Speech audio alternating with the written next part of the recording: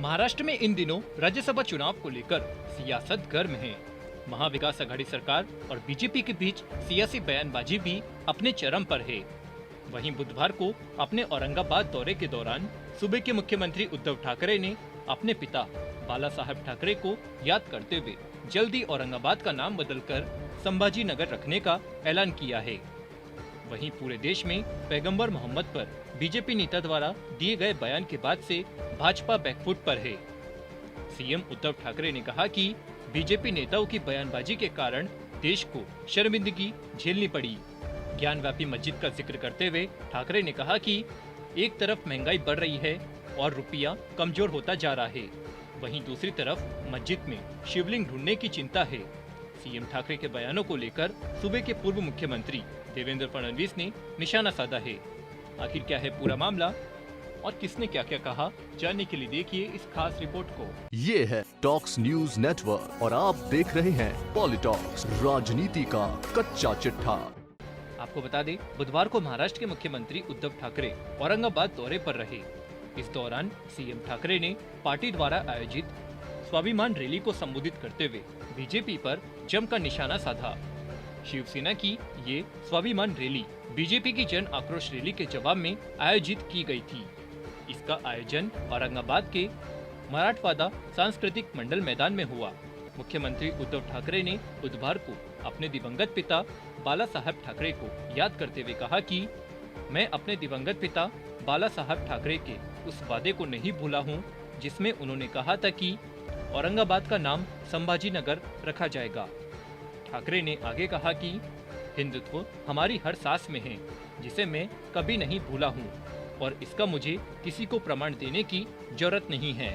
सभा को संबोधित करते हुए सीएम उद्धव ठाकरे ने बीजेपी पर जमकर निशाना साधते हुए कहा कि महाविकास आघाड़ी सरकार ने कुछ लोगों के सपनों के विपरीत सरकार में 2.5 साल पूरे कर लिए, जबकि भाजपा महाराष्ट्र में लाउड स्पीकर और अन्य चीजों को मुद्दा बनाती रही।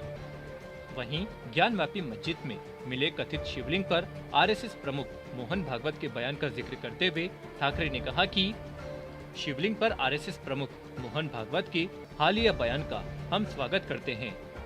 भाजपा देश का माहौल बिगाड़ने का काम कर रही है। एक तरफ महंगाई बढ़ रही है और रुपया कमजोर होता जा रहा है, दूसरी तरफ मस्जिद में शिवलिंग ढूंढने की चिंता है। हाल ही में भाजपा के एक प्रवक्ता के बयान के कारण देश को अपमान सहना पड़ा। वहीं बीजेपी की पूर्व प्रवक्ता नुपुर शर्मा द्वारा पैगंबर मोहम्मद पर दिए गए बयान का जिक्र करते हुए सीएम उद्धव ठाकरे ने कहा कि पश्चिम एशिया और अरब देशों ने हमारे देश को घुटनों पर ला दिया और माफी मांगने का दबाव डाला। इसके कारण क्या थे? भारत को माफी मांगनी पड़ी। देश ने क्या किया था? अपराध बीजेपी और उसके प्रवक्ताओं ने किया है। बीजेपी प्रवक्ता द्वारा उपयोग किए गए शब्दों ने अंतर्राष्ट्रीय स्तर पर भारत की छवि खराब की है। मैं संघ प्रमुख मोहन भागवत से पूछना चाहता हूं कि क्या उन्हें बीजेपी से इस तरह के व्यवहार की उम्मीद थी, जैसा आज देखने को मिल रहा है। इस दौरान सीएम उद्धव ठाकरे ने जम्मू कश्मीर में लगातार हो रही टारगेट किलिंग को लेकर भी बीजेपी पर जमकर निशाना साधा। ठाकरे ने कहा कि ईडी और सीबीआई को हमारे पीछे लगाने के बजाय जम्मू कश्मीर में कश्मीरी पंडितों की स्थिति पर ध्यान दे। आज कश्मीरी हिंदुओं के पास कश्मीर घाटी छोड़ने के अलावा कोई विकल्प नहीं बचा है और बीजेपी चुप बैठी है। इस दौरान सीएम उद्धव ठाकरे ने इशारों इशारों में अमरावती से निर्दलीय सांसद नवनीत राणा को नसीहत देते हुए कहा कि हनुमान चालीसा का मुद्दा उठाने वालों में अगर हिम्मत है तो उनको कश्मीर जाना चाहिए और वहां हनुमान चालीसा का पाठ करना चाहिए। वहीं शिवसेना प्रमुख उद्धव ठाकरे के बयानों पर सूबे के पूर्व मुख्यमंत्री देवेंद्र फडणवीस ने पलटवार किया है। फडणवीस ने कहा कि रैली में ठाकरे का भाषण तानों से भरा था। उन्होंने फसल के नुकसान के लिए मुआवजे की बात तक नहीं की। उन लोगों को देखना विरोधाभासी है जो दूसरों को ज्ञान देते हैं, लेकिन जब निर्णय लेने की बात आती है तो स्वयं इसका पालन नहीं करते। महाराष्ट्र में ईंधन की कीमतों में कोई कमी नहीं हुई है। किसानों से फसल के नुकसान के लिए भारी मुआवजा देने का वादा किया गया था, लेकिन अब उसे भुलाया जा चुका है। पॉलिटॉक्स ब्यूरो, महाराष्ट्र। ये है टॉक्स न्यूज नेटवर्क और आप देख रहे हैं पॉलिटॉक्स, राजनीति का कच्चा चिट्ठा।